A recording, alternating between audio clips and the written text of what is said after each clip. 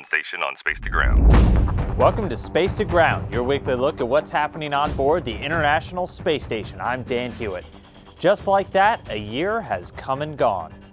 One-year crew members Scott Kelly and Mikhail Kornienko said farewell to the station and the Expedition 46 crew on Monday night, then strapped into their Soyuz spacecraft.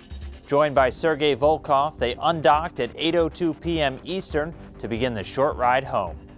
After a flawless automatic descent, the capsule floated through clouds for a touchdown in Kazakhstan at 11:26 p.m., wrapping up 340 days in space. After leaving the capsule, Kelly and Kornienko took in the fresh air and wintry temperatures for the first time in almost a year. Then it was off to the medical tent for checkouts and the field test study, because the science doesn't stop just because they aren't in space anymore. And just about 24 hours later, it was time to welcome Scott home to Houston.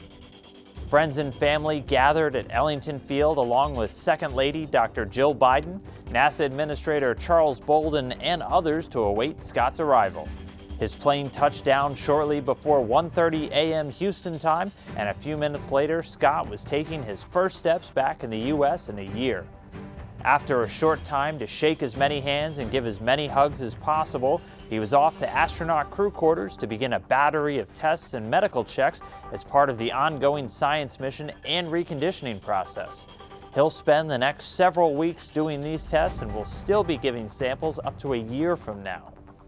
Just before his landing, Scott told a reporter that he had a goal with this mission. I really haven't hit a wall yet. I wanted to get the end of this with, as much energy and enthusiasm that I had at the beginning, and that's kind of how I still feel. So if I don't hit the wall in the next 7 days, I think I'm home free. Mission accomplished, Commander Kelly. Welcome home.